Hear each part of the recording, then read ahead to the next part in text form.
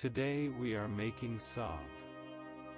Saag is a traditional subcontinent dish made with leafy green vegetables, typically spinach, mustard greens, or a combination of various greens. Other ingredients are: add broccoli and spinach, 1 large onion, 2 to 3 garlic cloves, 1-inch piece of ginger, 2 green chilies, 2 tablespoons olive oil, 1 teaspoon cumin seeds, 1/2 teaspoon turmeric powder, 1/2 teaspoon red chili powder, 1 teaspoon ground cumin, salt to taste.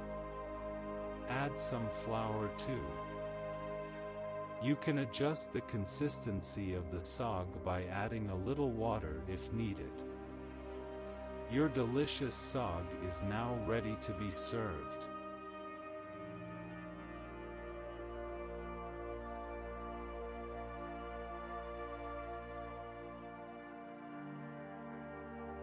Thanks for watching.